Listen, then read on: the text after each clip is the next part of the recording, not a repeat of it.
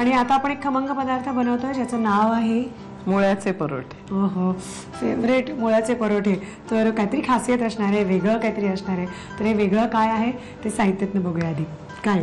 किसलेला मुळा, कणिक, डाळीचं पीठ, मुळ्याचा पाला बारीक चिरून घेतलाय, जिरेपूड, धनेपूड, तिखट, हळद, जिरं, ओवा, तीळ आणि मीठ. साहित्य आपण बघितलं काय काय घेतलंय ते. आणि आता आधी काय करायचंय? तेल पहिल्यांदा तापत ठेवलंय, त्याच्यात जिरं घालायचंय. फोडणी का? हा. ओके. आधी आपण जिरं घालतोय. आता काय घालायचंय? हळद घालूया. हळद.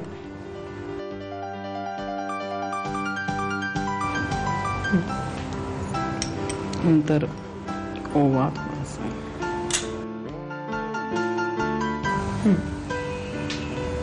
आणि मग तीळ.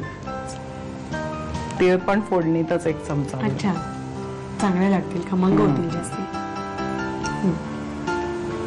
तर मुळ्याचा पाला पहिल्यांदा एक वाफ आणून घ्यायची त्याला, आणि नंतर मग हा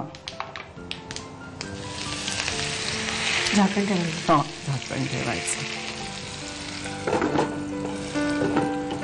2 मिनिटं.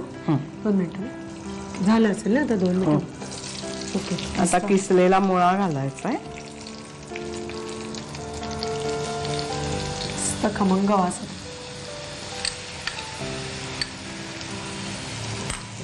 शिजवूनच यायचं म्हणजे आधी सगळं.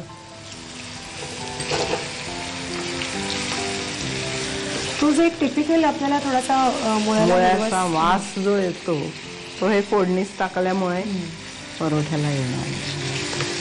तीळ आणि ओवा हे जे मेन आपण घातलेलं आहे ना, ह्याच्याने जिरं, हा सगळा वास मला दिला. आणि आता हे सगळे मसाले ना, धने जिऱ्याची पूड, तिखट, मीठ, धण्याची पावडर, जिऱ्याची पावडर, तिखट ना, तिखट, मीठ. आणि डाळीचं पीठ कधी घालायचं? डाळीचं पीठ जरा एक वाफ आणायची आहे ह्याला पण परत. ओके. म्हणजे मग ते चांगलं शिजेल. मीठ आपल्याला आता सगळ्याच्याच अंदाजाने घालायचं का? जास्त घालायला लागेल, कारण त्याच्यात कणिक मावणार आहे ह्याच्यात नंतर. आणि ह्या सगळ्याच्याच अंदाजाचं? हो, जास्त. झालं ना सगळं? हो. आता डाळीचं पीठ घालायचं. एक जरा 2 मिनिटं वाफ काढायची. ओके, 1 मिनिटभर वाफ काढूया आणि मग नंतर डाळीचं पीठ घालायचं.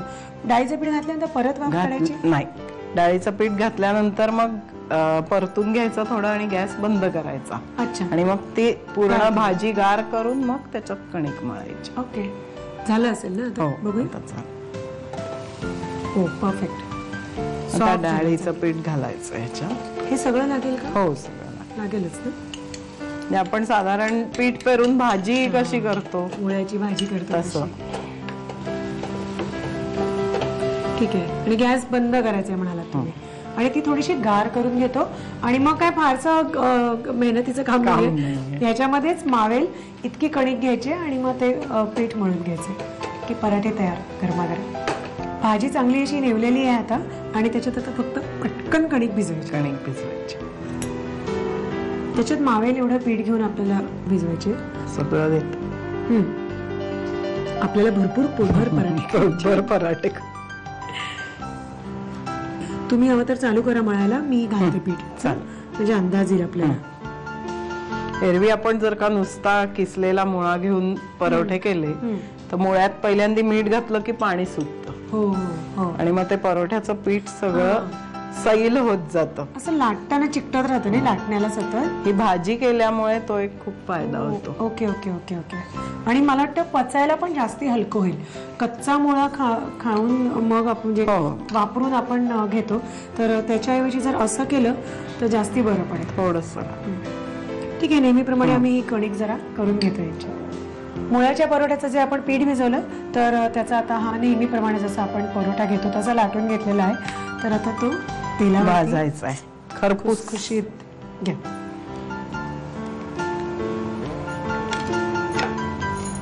कडेने थोडंसं तेल सोडायचंय, थोडं थोडं. काय नाही, भरपूर.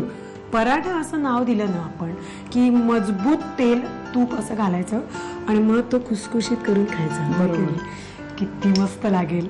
पण ते मस्त कसं कसं लागेल ह्याच्यासाठी साहित्य कृती लागणार आहे, कारण आता झालेलं आहे ऑलमोस्ट. तर पटकन साहित्य आणि कृती.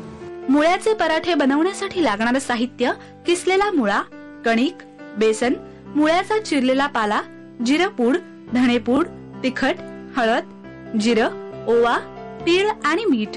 कृती: प्रथम कढईमध्ये तेल गरम करून त्यामध्ये जिरं, हळद, तीळ, ओवा, मुळ्याचा पाला याची फोडणी करून वाफ काढावी. त्यामध्ये किसलेला मुळा, धणे जिरे पूड, लाल तिखट आणि मीठ घालून भाजी एकजीव करून शिजवून घ्यावी. शिजवलेल्या भाजीमध्ये बेसन आणि गव्हाचं पीठ घालून कणिक मळून घ्यावी आणि तयार कणकेचे पराठे तेलावर खरपूस भाजून घ्यावेत.